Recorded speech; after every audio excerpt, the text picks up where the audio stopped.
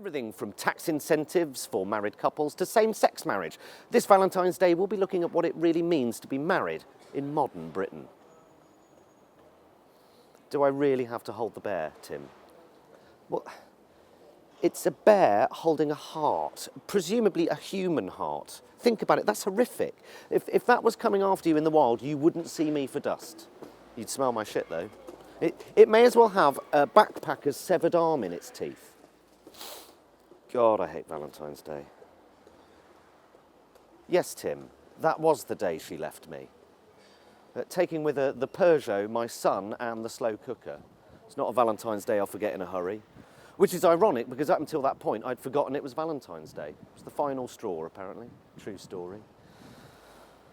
Marriage incentives, what a waste of time.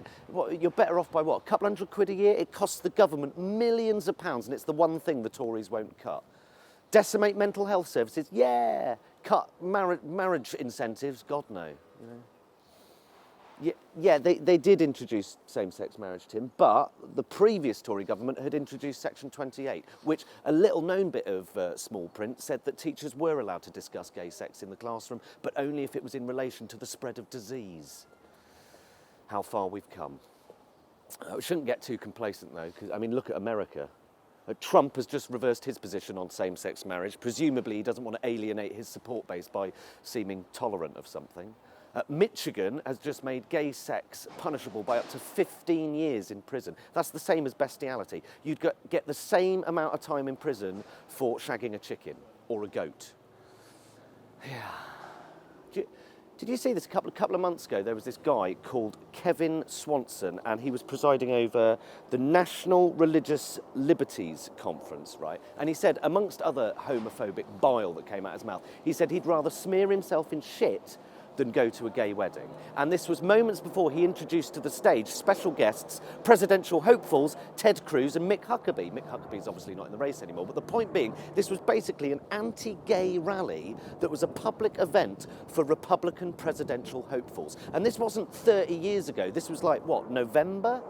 Mental. My favourite bit was when Ted Cruz was asked whether he felt that the president should be God-fearing. And he said, and bearing in mind he's at an anti-gay rally, he said, any president that doesn't begin every morning on his knees isn't fit to be president. The irony.